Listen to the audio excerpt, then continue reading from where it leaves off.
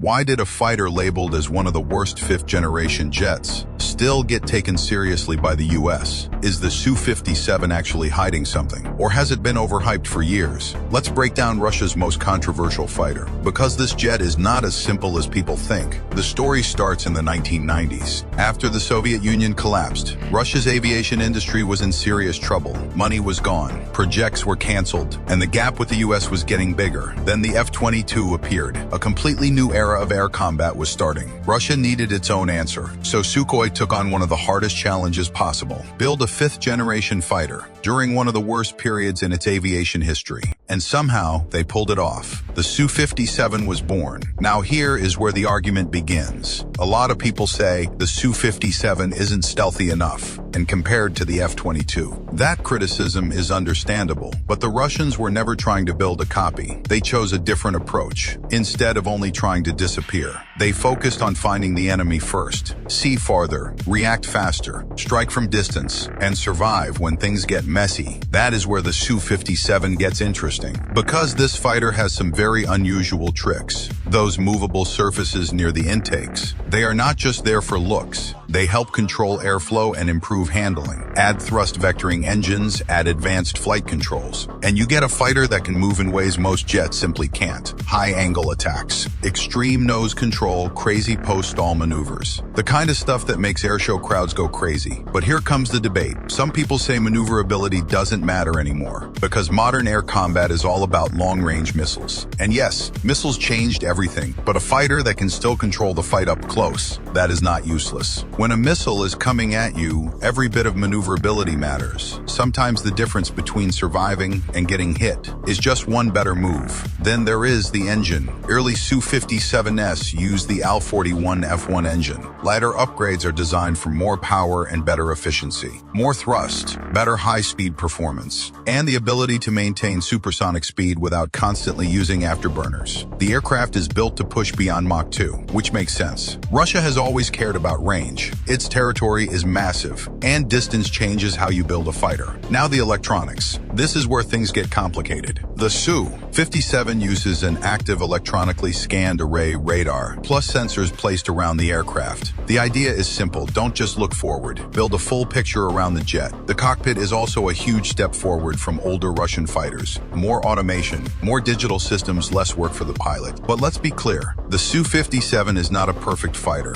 No jet is. It doesn't match the F-22 in every area. Its stealth design is still heavily debated, but calling it useless, that is lazy analysis. The Su-57 is built around a different philosophy, not copying America, not chasing every advantage, but pushing the areas Russia believes matter most: sensors, electronic warfare range, and extreme maneuverability. It may not be the perfect fifth-generation fighter, but it is a serious machine, and that is exactly why even its critics still pay attention.